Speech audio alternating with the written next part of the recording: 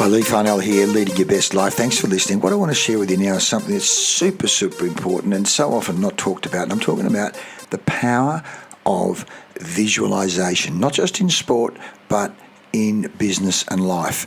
Stay with me. This is going to be a super important podcast. Well, thanks for being with me because it's late at night. I should be going to bed, but I just wanted to help one of the people that swim with us. She's a international triathlete, and she said to me the other day, Leigh, I panic. I'm panicking when I'm in a race, and my times are so much worse in a race situation than in pool training. It's all in my mind. I said, have you ever done any mindfulness work? Have you ever done anything in terms of calming the mind and being in the moment? What do you think her answer was? No. So we've been working on calming and meditation and bringing down the set point. But this morning I was talking to her and I said, have you ever visualized the race? Have you ever visualized a successful outcome? Have you ever visualized being calm in a race? She goes, no. I said, wow, there's a whole science around visualization. You know, the power of your mind already visualizing successfully, not just the outcome, but the process. There's so much great information. So I'm just going to share with you some of the things that I've literally just sent her to give you tips. Now, this is not just around visualization in sport, but it can be visualization around business, sales, relationships. It's so powerful, and I think it was the Romanians or one of the Europeans way back in the 1950s and even earlier. They talked about hypnotic suggestion. In other words, what is going on in your mind to pre-program the success. But let's just talk about this. I'll just read some of the quotes. In terms of sport, when you mentally rehearse your performance in your head, you make sure that the event. You make sure you see the event how you want it to unfold. If your mental images turn negative, stop the mental tape, rewind it and restart, then visualize again to see the performance you want to see. Use all of your senses. In other words, you come from first person. You're actually seeing through your own eyes, visualizing the actual race, visualizing the swimming race or the game. And again, Michael Jordan, I've just put it up on my Facebook wall with Michael Jordan and Kobe Bryant are both talking about Phil Jackson. Phil Jackson, the coach, they say, is a genius because he actually brought in principles of Zen Buddhism, staying in the moment, staying calm, but also visualizing, pre-programming your performance. And as it says in terms of the science of this, is you don't just focus on the outcome, you focus on the process, the minute by minute, playing the game, playing the race in a calm, powerful, confident state. And you do it through your own eyes, visualizing in detail. What is it you want to see, hear, smell, taste? Make it vivid. Feel how your body's going to feel as you go through the motions of your performance. You add in physical movements, whether it be shoulders or hips or arm movements, to coincide with the visualized images. You make it real. You feel the excitement of successfully fulfilling your performance, whether it be, again, I'm thinking water polo, it could be scoring a goal or driving in or doing a great counter-attack or stealing the ball off the opposition. People like Ronaldo, David Beckham, Michael Jordan, all great champions. I'm sure people like Usain Bolt, they're visualizing the race, how they feel, the power. Then there's the affirmations. I feel good. I feel powerful. I feel happy. I feel confident. It reminds me back to the days when we've done the firework. I've done the firewalk with Tony Robbins at least once or twice, and then also with other people. And the whole idea of when you're walking on those hot coals, you're not going, oh boy, it's hot, hot, hot. This is hot on my feet. You're looking up, you're going into visual mode, instead of going into kinesthetic mode and looking down, and you're saying cool moss, cool feet. So again, when you're in a race or a game, you're not going, oh my God, I'm feeling so tired right now. You're going, feel good, feel strong, feel great. And in fact, when I did some of my swims, my 10K swims and my 20K swims to Rottnest, I was thinking of what the Buddhist monk had said out at the Buddhist Centre in WA of, when you're feeling uncomfortable, you start sending thoughts of love and kindness to that part of your body. So in my case, the left shoulder's getting sore. Love and kindness to left shoulder, love and kindness to left shoulder. At one stage, I started to cramp in the calf muscle. I went, love and kindness to calf muscle. And within a very short period of time, the pain had gone. Explain it to me, I don't know. The fact is, it worked. And so the same being in terms of racing, let's just take this person, this champion triathlete, I just went, I'm having fun. This is great. I certainly said to her, see the people around you as, I love the word compete, means to strive together. So often when I'm competing with someone, I'm giving it everything. I'm going to beat that person. They've dared to race me and I'm going to beat them. But at the same time, part of me goes, they're bringing the best out in me. Without them challenging me so hard, I wouldn't discover how good I can be.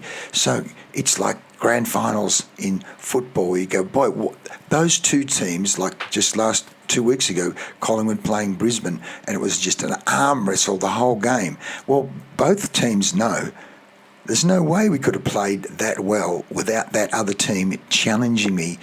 Some of the marks that were taken, some of the kicks that were done, I just watched some of the highlights on the TV tonight, were absolutely magical and superb. And how did it happen? Because the other team was forcing them to keep digging deeper and finding more and finding more. And so rather than going, oh my God, in fact, as someone said, pressure as a privilege. This is a privilege to be challenged to this level because you're helping me discover how good I can actually be.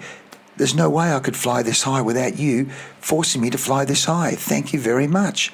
So it becomes pressure as a privilege rather than, oh no, they're really putting me under pressure. You frame it as a privilege and a joy to be challenged to this level. Many times I call it a swim to the death, where my good mate Shane and my good mate Mark, we have fought to the death. And I just go, I'm just going to find more. I'm going to find more. Thank you very much, boys. I'm going to find more. Not, oh no, these guys are pushing me. Framing the pressure as a privilege. It's a joy, because one day you're going to be 103 on your deathbed. And so, as I say to the boys, when we're old and not able to do this, we're going to look back on these magical days where we've had these beautiful swims. In fact, I'm getting quite emotional about it because it's absolutely beautiful and a privilege to be able to discover how good you can be. And so, again, the affirmation, first of all, visualizing that in advance. Michael Jordan said, I never played a game that I hadn't already played in my mind. And even then he started playing mental tricks on himself that, that player he was about to play on had said nasty things about him, and therefore I'm going to show him. He'd used tricks on himself to actually compete and literally line people up, not as in physically, but going, I'm going to really play hard against you. I'm going to snuff you out, or I'm going to run rings around you, or I'm going to make you look stupid, or whatever he used in terms of the motivation to actually take certain players on. And again, at the end of it, you pat them around the back, you say, mate, thanks for playing against me. Many times I've said to a mate of mine, Gary Sturgeon, mate, you brought the best out in me tonight.